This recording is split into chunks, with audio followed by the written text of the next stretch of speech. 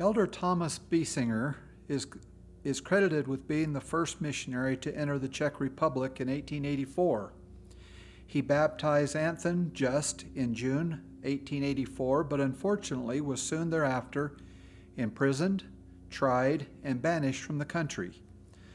Despite his deportment, he returned to the mission 44 years later, at the age of 84, to continue his work. Czechoslovakia was organized as a mission on July 24, 1929, and was dedicated for the preaching of the gospel by Elder John A. Witzow. There were, at the time of the organization, 7 local members in the country. Elder Arthur Gaith was chosen to preside over the mission and led 8 missionaries from the East German mission, none of which had any former Czech language experience. One of the missionaries was Elder Wallace F. Toronto, who was later to preside over the Czech mission off and on for the next 32 years. On June 24 and 25, 1938, the presidents of 9 European missions met in Switzerland under the direction of President J. Reuben Clark, Jr. President Clark was a member of the church's first presidency and was also well respected in diplomatic circles in the United States government. President Clark had 2 important roles in meeting with the mission presidents of Europe. The first, he was the annual General Authority representative to tour the European missions. Secondly, there were serious political undercurrents which were destabilizing the balance of power in some of the northern European countries which hosted the missionaries. As a part of the conference, President Clark made a number of recommendations to the gathered mission presidents. His recommendations included the creation of a contingency fund in each mission that would enable the presidents to move their missionaries to the safety of a neutral country and not be dependent upon the fluctuation of local currency. President Clark further suggested that the mission presidents confer together about what they would do with their missionaries in the event of the foregoing problems. Both of these objectives were met by the assembled presidents, but none of them could have anticipated that it was but a matter of weeks before each of these plans was pushed into effect. On March 15 and 16, 1939, in a surprise move, the German army invaded Czechoslovakia, and within hours, Czechoslovakia was under Nazi rule without the resistance that would have typically been expected. On that warm summer morning, Sister Martha Toronto, wife of the president, was in the hospital, recuperating from a recent birth of the Toronto's 3rd child.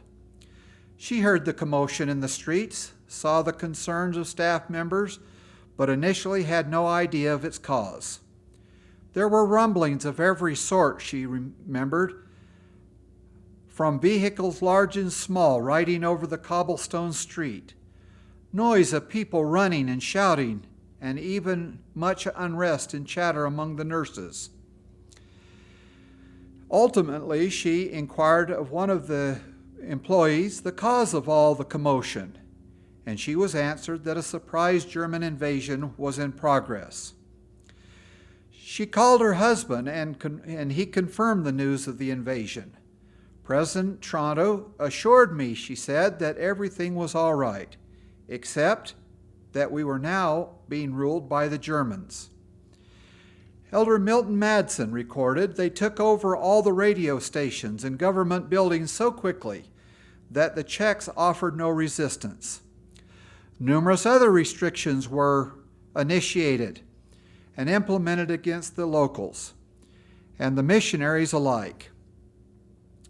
Each of the missionaries who witnessed the invasion mentioned the tanks, the troop carriers, the airplanes flying overhead, and the numerous soldiers in the streets.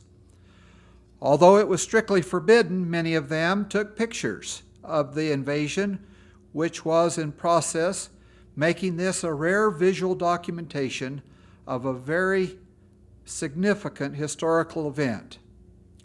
A bright side of the invasion, at least for the elders, was that the missionaries would not have to leave the country because the invasion and takeover had gone very smoothly.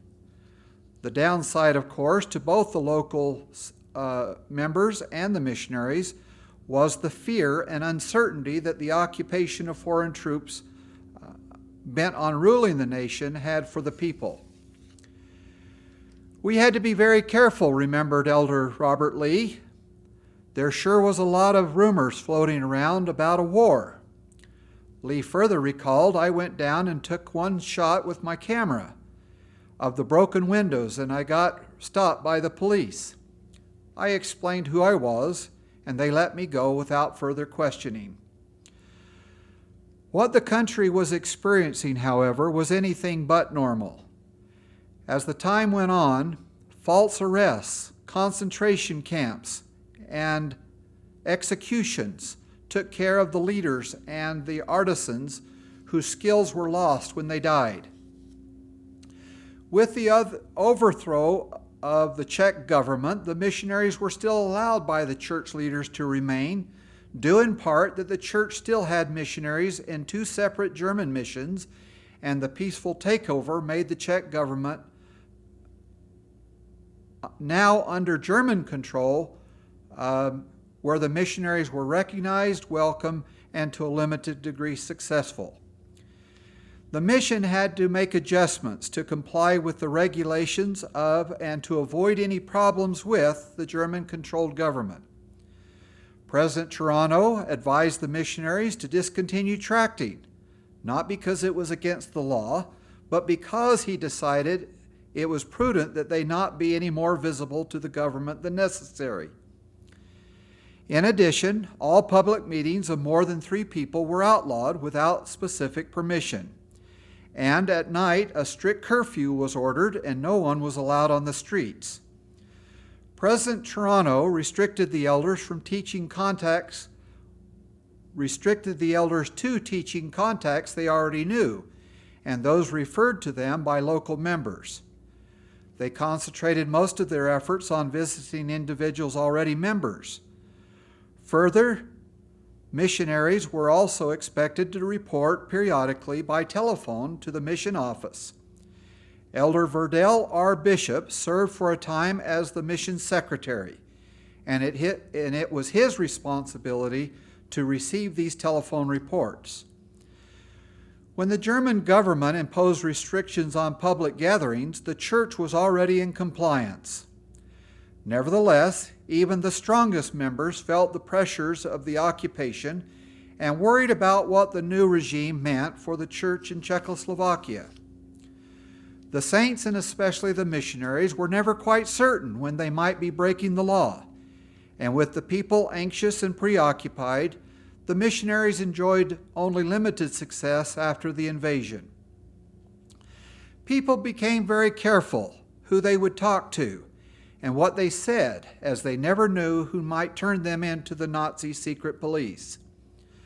While meeting with a branch of the church in Prague, President and Sister Toronto related an experience that illustrates just how tense conditions were. Sister Toronto described the fear that gripped the mostly Czechoslovakian congregation as a Nazi officer stepped into the meeting hall.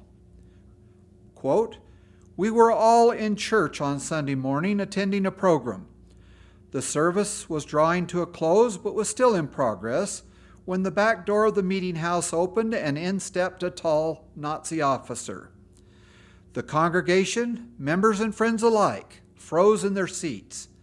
A German officer appearing as he did meant but one thing to us all: arrest and imprisonment. After hesitating a moment or two, he smiled and started walking toward the front of the hall, where President Toronto had been presiding over the meeting. The president arose and walked toward him and spoke to him in his native German. We all sat like terrified mummies in our seats. At last, speaking now in Czech, Wally turned to us and announced that this young officer had something to say to us and would speak to us in German. President Toronto translated. It will be remembered that President Toronto had served as a full-time missionary in Germany. Brothers and sisters, he said, I have come here not on an appointment, but of my own choosing.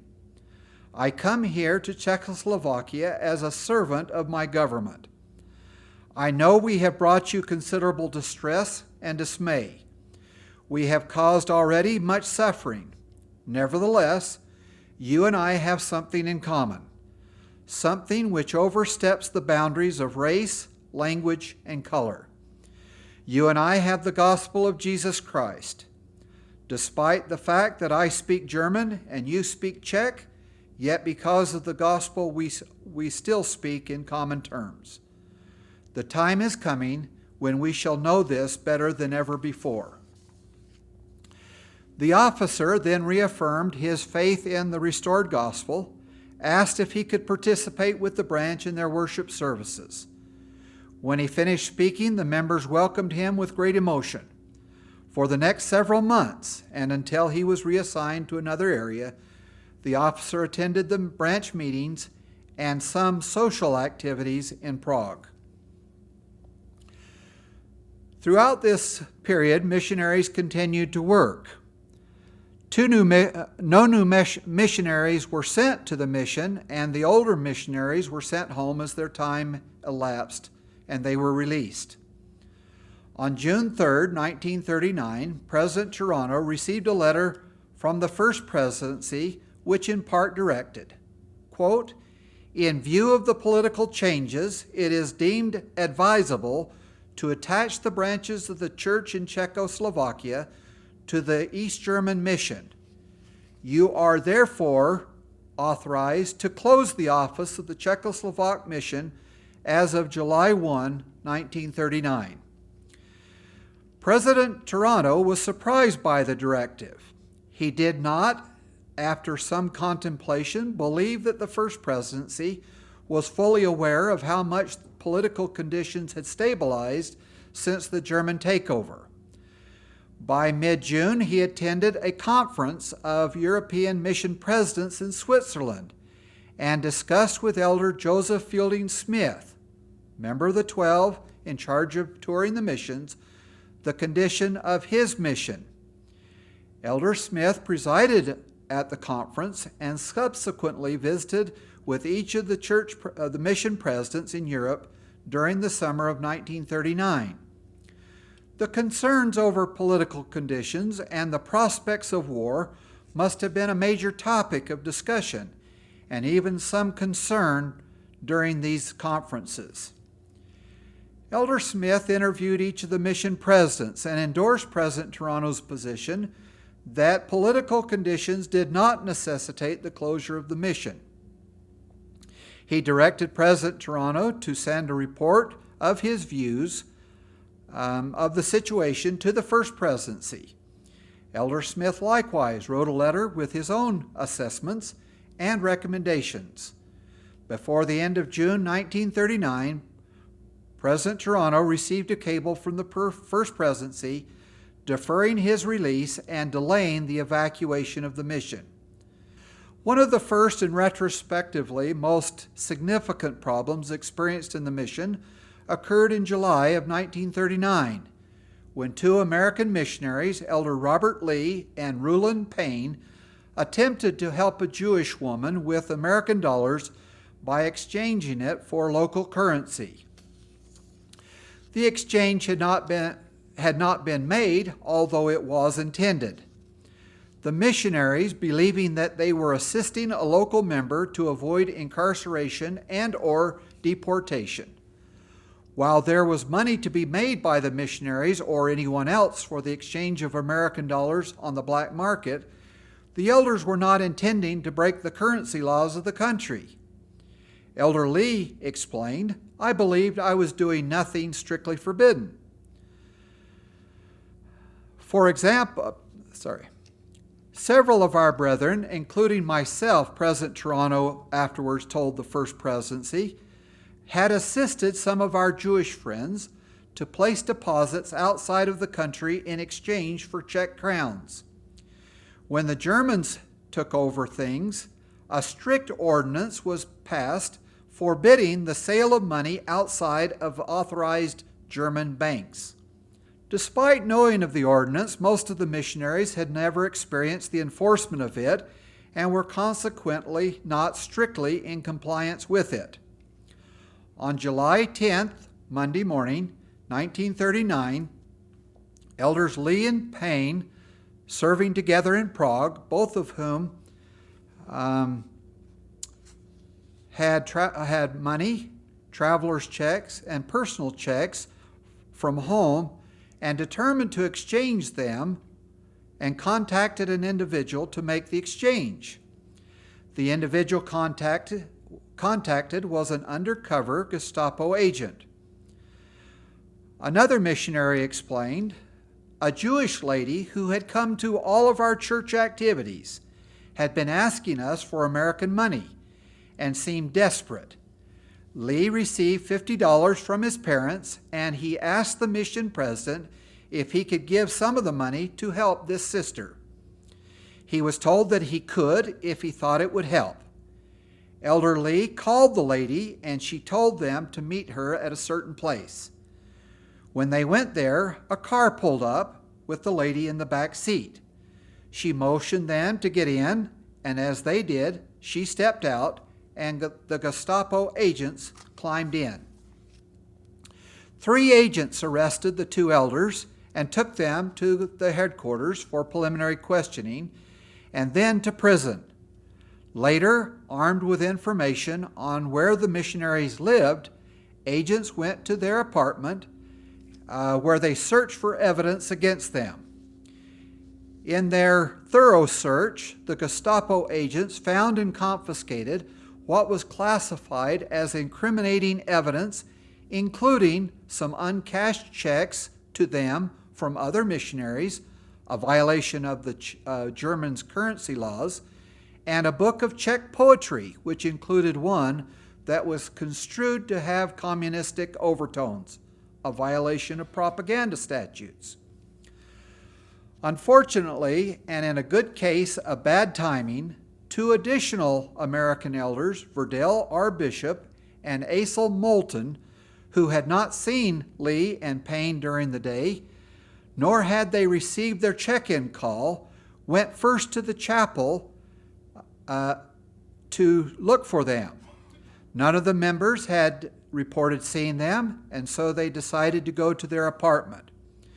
They arrived at their apartment at the exact same time the Germans were performing their search. Elder Bishop recorded, "The door swung open, and we were looking into the barrel of a German Luger and were also taken into custody. The room was torn apart, suitcases, clothing, and belongings were strewn about in complete disorder.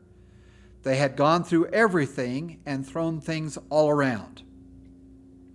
Elders Bishop and Moulton were also taken to headquarters, where a Gestapo agent waved a revolver at Elder Bishop's head and threatened to shoot him if he failed to tell the truth. The Germans immediately proceeded to search us, taking our passports, wallets, and then began interrogating us and grilled us until after midnight. Elders Bishop and Moulton were ultimately also imprisoned. Later, 2 of their Gestapo agents took us over to our apartment and went through everything there, even to the prying off of the heels of our shoes, but they found nothing. The only difference between the arrests of the two companionships was that the later two elders had no idea why they were arrested, and in retrospect might have been released except for the personal checks bearing their names that had been found in the possession of Elders Lee and Payne. Remember that point for a little later on. Worse still, President Toronto was not apprised of the elders' arrests and remained unaware of their incarceration until the following morning. Elder Moulton, the mission secretary, was brought to the mission office by a government agent. Elder Moulton had in his possession a key to a cash box in the mission office. The key was of interest to the agent, and he took Moulton and the key to the office to find what it fit.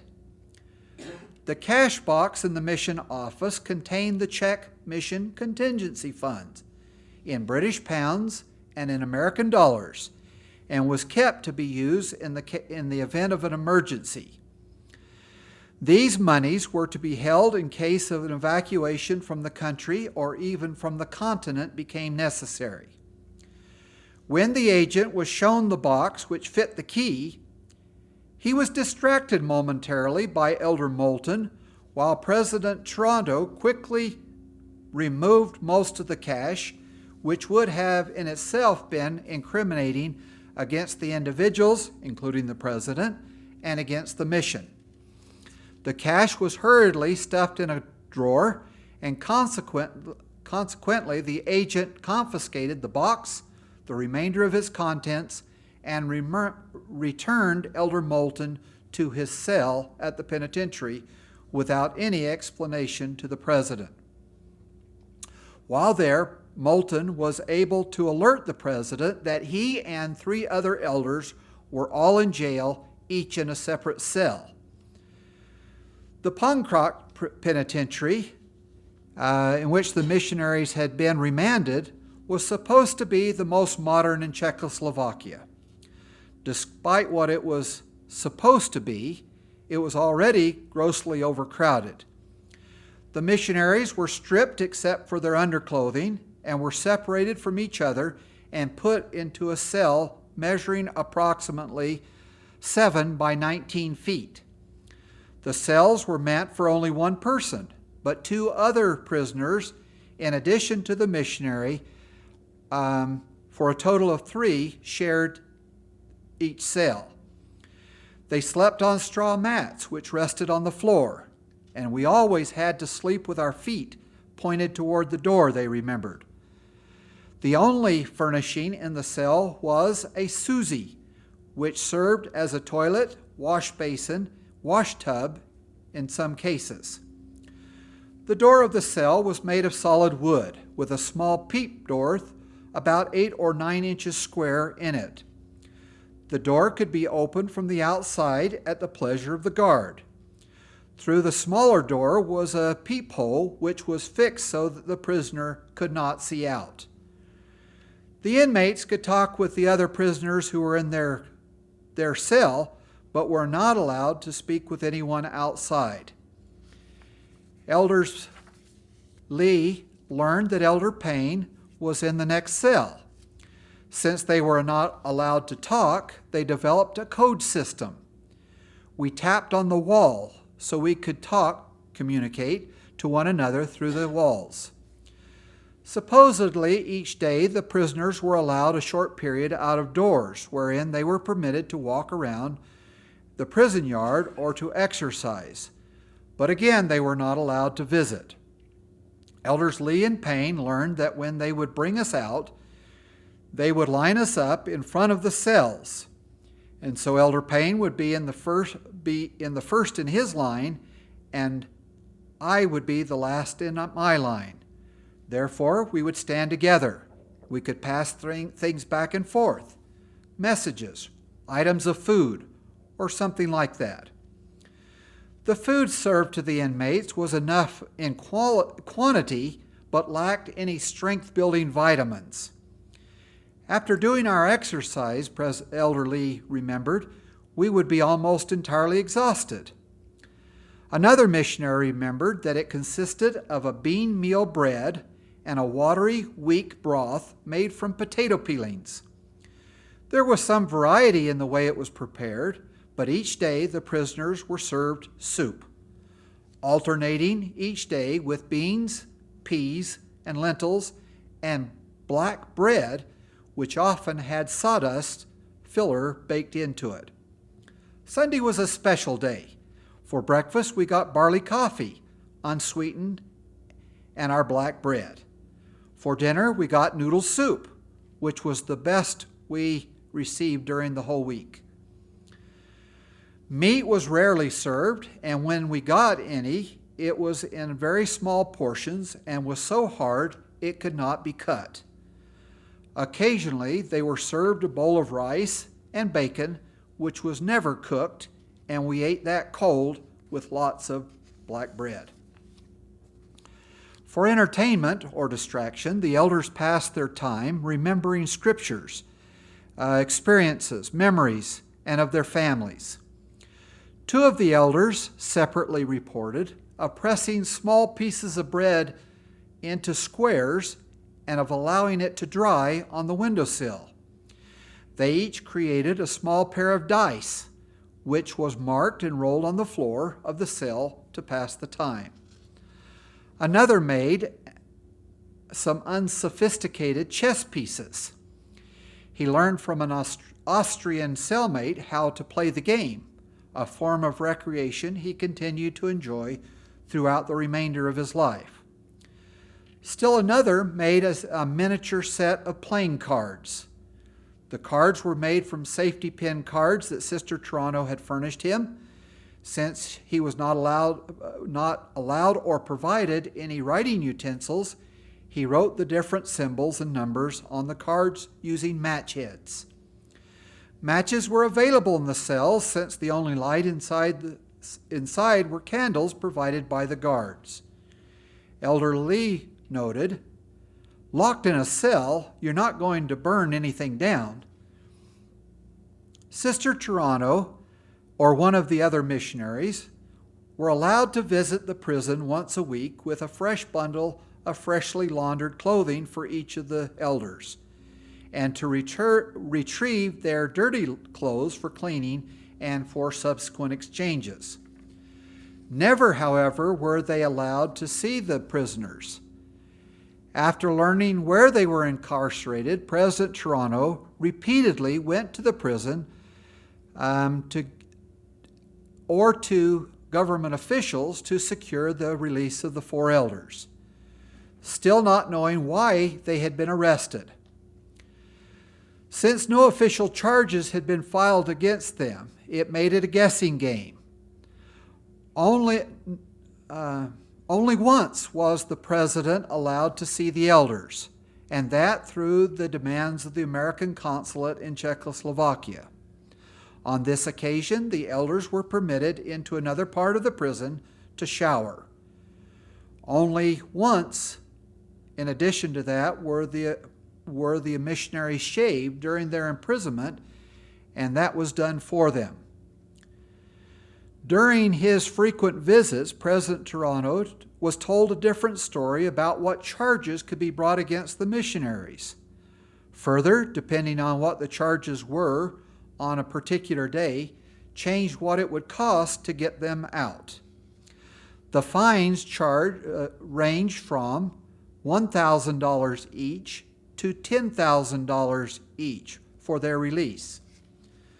For more than a month, each time President Toronto visited the prison, the amount of the bail seemed to change, as did the reasons for the detention. Initially, the elders were supposedly held due to a violation of currency laws. Later, it was because of literature found in the Brethren's quarters. The case had taken on a political aspect and would have to be transferred to the Chief Gestapo office. On one of the occasions, President Toronto visited one of the high dignitaries. When he was going to visit one of the high dignitaries, he said to his wife, You know, Martha, having these missionaries in trouble as long as they have been has given me a tremendous opportunity to learn more of the German language. I'm learning words and phrases that I never knew existed, especially about government and politics. He came home a few weeks later, she remembered, after a visit with the man directly in charge of our case, and he said in effect, "I'm afraid I really blew it today. I was so mad at Herr so-and-so that I called him some pretty terrible names, and I don't know what the words mean. It took an awfully lot to make Wally mad, and he usually could control his anger, but this day he hadn't. He went directly to his German dictionary to find out what those words meant. He never told me what they were, but he exclaimed, 'Oh my, oh dear,' and immediately sat down and wrote a letter of apology to the agent. It was really quite funny in retrospect, and luckily it did no real harm in the long run. 2 days later, he awoke and said to me, 'Martha, I have a strange feeling that I should go down to the Gestapo office today.' I said, 'Well, why don't you go?' 'Because I'd never get in to see Dr. Blummelberg. He had to wait almost 2 hours in line 2 days earlier, so how could I ever get in without an American consul present today?' He dismissed the thought. Later in the morning, he came out into the kitchen and he said, 'I just can't lose the feeling that I should go there today. I know it, but I know it is useless.' I urged him to go anyway. He packed his briefcase full of favorable information about Germany and the Deseret News articles, Book of Mormon in German, and other things that might help him, and off he went. He came home several hours later and said, 'You just won't guess what happened.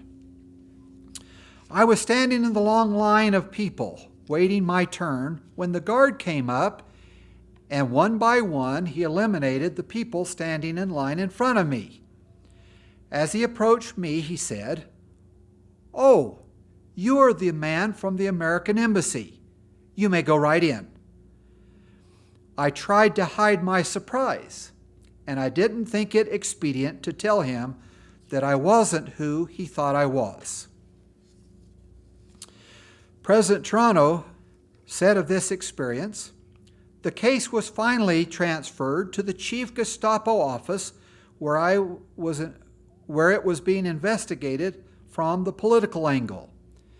Finally, the wheels of bureaucracy began to turn with pressure from the United States Consulate and from President Alfred C. Rees of the East German Mission in Berlin, who contacted the American legation and who began to pressure high government officials.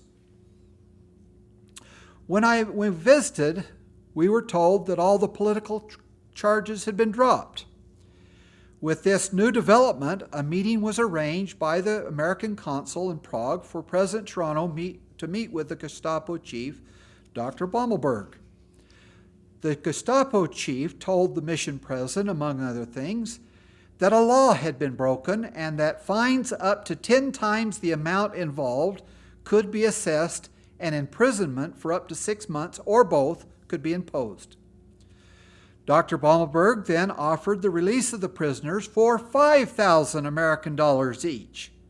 This was a real deal, since the head of the Department of Currency had set the fine earlier at $10,000, but that since he wished to do us justice, that he had reduced it to $5,000. Ironically, one of the holdups in the case that perhaps kept it from being resolved much earlier was that no one seemed to know how much money was involved in the case. At the subsequent meeting with President Toronto, President Toronto explained to Blummelberg the missionary program of the church, shared a copy of the Deseret News, showing the 2 young German officers visiting Salt Lake City, and some positive comments about his visits. He then responded, "Mr. Toronto, you have a rich church. which could pay the required fine upon a moment's notice. The statement helped to remove any doubt as to what the government's motives were in holding the missionaries for so long. President Toronto had long suspected that the Germans were trying to exact as much money from the church as possible. President Toronto told the agent that it was now perfectly clear that there were no serious charges against our missionaries, but that they are being held only for the purpose of extracting from our church a great amount of American dollars, which the German government sorely needs. We are willing to pay a reasonable fine for our men breaking the currency regulations of the country, but not the great amount which you have required of us. If it is foreign currency you want, then let me point out to you that you are endangering one of your finest sources of income. Do you know that for the past few years there have been from 250 to 300 Mormon missionaries laboring in Germany to teach your people the gospel of Jesus Christ? Do you know that each one of these missionaries brings into your country each month from $40 to $50? Figure it out for yourself, doctor, and you will find that it totals from approximately $10,000 to $15,000 each month. President Toronto finished with his warning. Now, doctor, unless you come to terms and deal reasonably with us, I shall request our church to immediately withdraw every American missionary from the German Reich. Of course, the president was bluffing. There were less than 200 missionaries then serving in all of the German-occupied territories, and President Toronto did not have the authority to remove his own missionaries from his mission, much less from all of Germany. But the bluff seemed to work. It had a positive effect since Dr. Bommelberg picked up the phone after making some figures and called the agent in charge of the case and told him to come to terms with President Toronto. On August 23, 1939, the Financial Administration agreed to a fine totaling about $250 each, or just over $1,000 for all four of the missionaries, rather than the variously inflated amounts that had been demanded earlier. After their release, each of the missionaries met individually with their mission president, and then is when he learned the details of the case. None of the missionaries reported any torture, mistreatment, or abuse beyond being underfed and nourished and not knowing when they would be released, or why they were being held, or when they could be released. We learned President Toronto to the First Presidency that the amount involved in the case was not thousands of dollars, as they had suggested, but $400, which they had exchanged. Ironically, most of the money exchanges transpired before any of the ordinances were made unlawful, which predated the German occupation of Czechoslovakia. In retrospect, President Toronto further caustically noted, Brother Bishop, who had confessed to no sale of funds, had been held for 44 days together with the rest of the missionaries because he had on his person an American Express traveler's check for $10. When the elders were finally released from prison after their significantly reduced fine was paid, they desired to return to a degree of normalcy. Normalcy, however, was a long way off and never was realized by the missionaries while still in Czechoslovakia. The missionaries had their personal possessions returned to them. In an interesting experience, the missionaries had little memory after 44 days of what property had been taken from them. Elder Bishop reminisced, I must have had 13 Czech crowns taken, which I never got back. Elder Payne, on the other hand, received his belongings and went through them to see if anything was missing. From a compartment in his wallet, he extracted a 500-crown bill that he had in a secret place. Apparently surprised by the thoroughness of the Gestapo in searching their apartments, they had missed what was in his wallet. And he said as he was leaving to the Gestapo agents, "How come you guys missed this?" Which was probably a dangerous thing to do. The health of the missionaries was one of the most immediate problems that was faced by the missionaries upon their release from imprisonment. Elder Lee, for example, lost 40 pounds during the 44-day ordeal of imprisonment. Elder Bishop and Lee and Payne continued to feel the effects of their undernourishment for the remainder of their lives. Elder Bishop recorded, "My experience in the prison had left my stomach in pretty bad shape. I couldn't hold anything on it for very long. It was weeks after I got home before I felt comfortable eating food again." His wife, interviewed, reported further her belief that her husband's stomach trouble that ultimately brought about his death was a result of the conditions that he had endured while in the Poncroft Penitentiary. Sister Toronto, upon the return of the missionaries, wanted to care for them. She and her children were preparing to leave the country due to political conditions, and President Toronto had determined that all of them would have to leave soon. President Toronto noted, "I had a big noon meal for them, but after a meager diet for 44 days, they couldn't quite handle it, even though it tasted so good, and they overate and became ill." The second day after the elders' release from prison, a cable came from the First Presidency instructing all of the missionaries to leave their mission and gather at Copenhagen, Denmark. The American consul likewise issued a directive also encouraging the departure. Both arrived at the mission office the same day. Despite President Toronto's earlier resistance to leave the mission, he had seen the signs of impending war and had already begun the mechanism that would evacuate the mission. In a most interesting experience, all the missions in Europe received the same directive.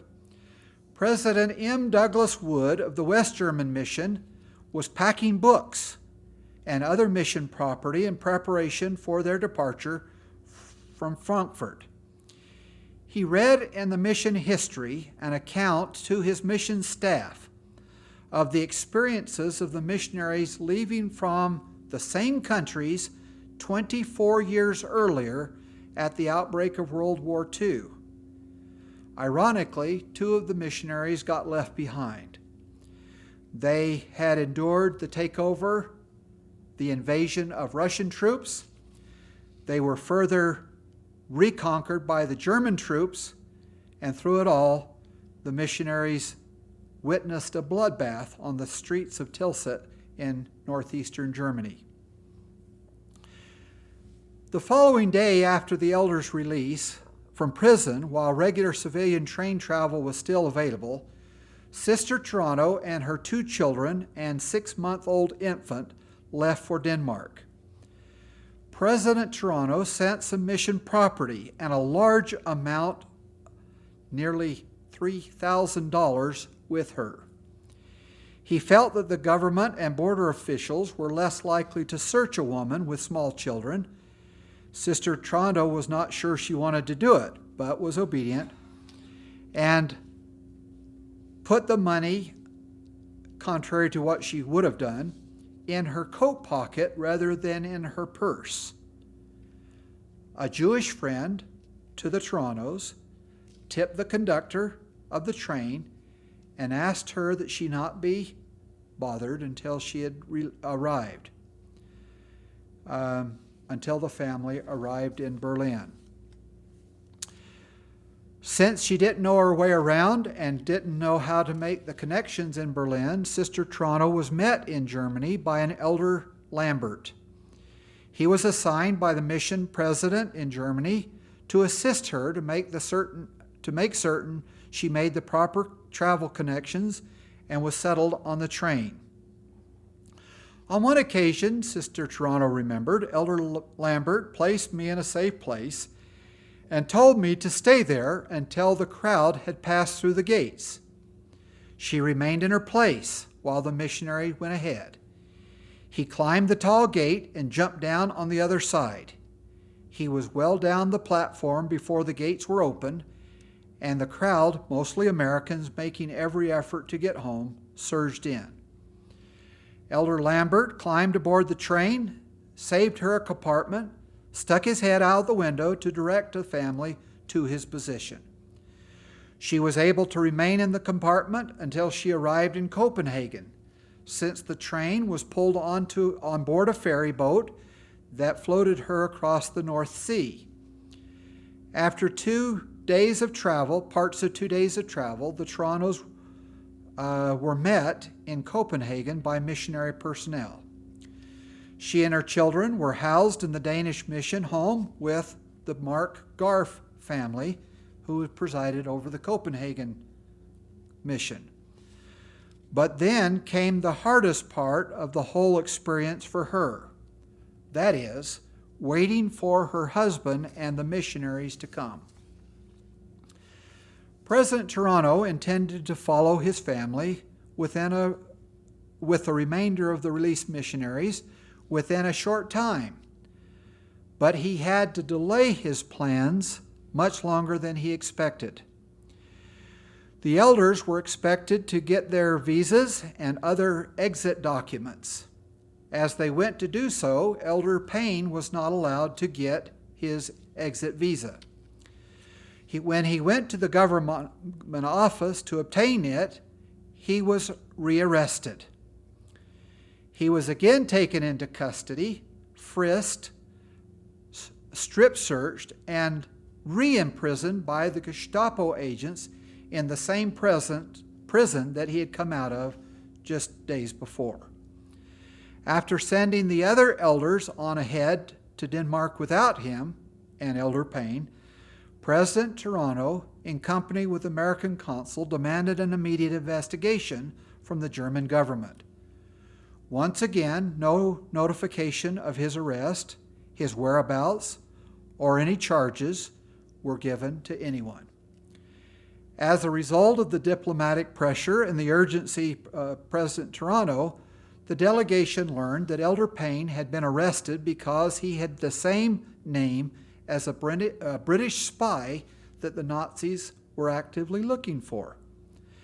After verification of Payne's identity by President Toronto and the American consul representative, Elder Payne was released amid profuse apologies and was immediately granted his exit visa.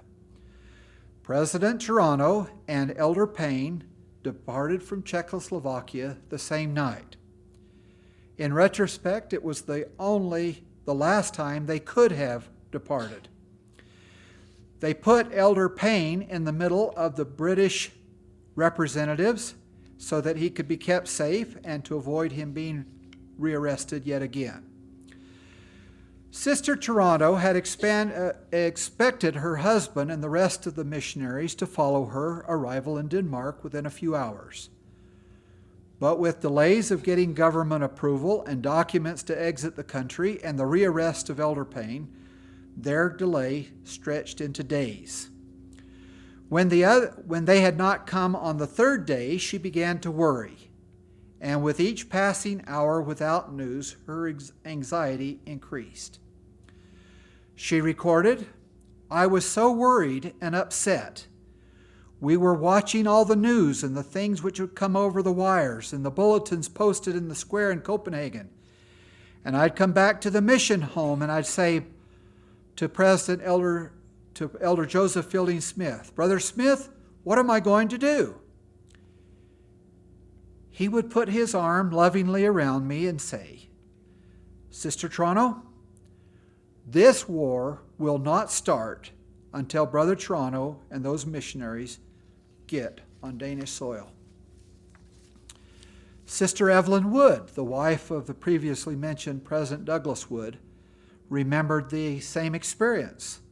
She remembered the tense atmosphere in Copenhagen as they waited for news of the missing elders. The Woods had earlier evacuated their own missionaries, and some of them had followed them into Copenhagen. Some of the missionaries had evacuated to Switzerland, and others miraculously and against great odds arrived safely in Holland. Sister Woods recalled, "Being rather naive, I said to Elder Smith, 'Do you mean to say that they would hold up a war? All the negotiations that are being made while we get those missionaries out of there? It just didn't seem possible to me.' He turned right to me and he said, 'Sister, the war will not start until those men are out of the country.'" End quote. Although it was very close timing, less than 24 hours time-wise, all of the missionaries made it out of Czechoslovakia before the German offensive began against Poland on the morning of September 1st. And war was not declared by Great Britain and France against Germany until September 3rd, 1939.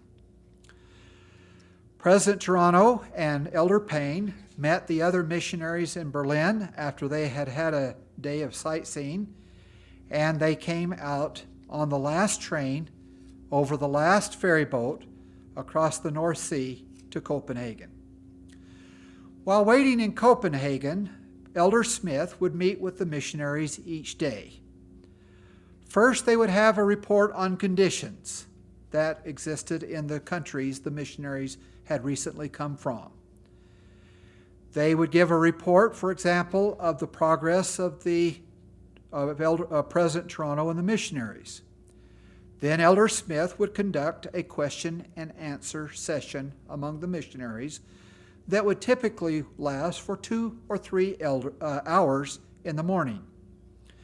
The missionaries stayed in hotels with the members or in the mission home, a very spacious building which has since been rebuilt, refurbished, and rededicated as the Copenhagen Temple. The rest of the day, the missionaries were on their own with a lot of warnings about saying anything about legal conditions, but they were allowed to sightsee, go to museums, theaters, eat, and all of them refer to eating, and waited for others to come so that they would know what their plans were. During this time of great alarm, Elder Joseph Fielding Smith made 2 important prophecies and blessings. The first was, after the first presidency determined that all the missionaries would be returned to America, he blessed them as a group, several hundred strong, that they would have no mishaps, that they would return safely without harm or accident. That was realized. The second promise, he blessed Denmark because she had allowed the missionaries to come within her borders where other nations had closed their borders against them. Elder Orson West, the acting president of the Danish mission, was to mention during the war that prophecy, that prediction, that blessing was literally fulfilled, since Denmark was spared much of the catastrophe that war was poured out upon other nations. Elder Smith reported, there were in the European missions at this time 697 missionaries.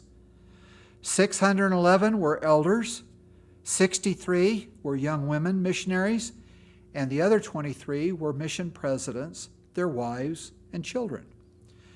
These missionaries, he reported, returned in 23 ships, mostly freight boats, which had been improvised to care for the numerous passengers returning to America. In General Conference, President J. Reuben Clark, Jr. noted, "The whole group of missionaries was moved from the disturbed areas in Europe to the United States, and thence either to their new fields of labor or to their homes without one accident or one serious case of sickness. The entire group was evacuated from Europe in 3 months, at a time when tens of thousands of Americans were besieging the ticket offices of the great steamship companies for passage, and the elders had no reservations. Every time a group was ready to embark, there was available the necessary space, even though efforts to reserve space just a few hours before had failed." In addition to the European missions, there were missionaries evacuated from South Africa, from South America, from the Syrian mission, and from the Pacific mission. After 1843, the only areas of which new missionaries were being assigned were in Hawaii and North America. President Harold B. Lee noted, as a member of the Quorum of the 12, in another general conference, quote, "It is a matter of public record that hardly had the last missionaries been called home until all hell seemed to break loose in Europe, in veritable fulfillment of the prophecies that had been given over the years before." Thank you.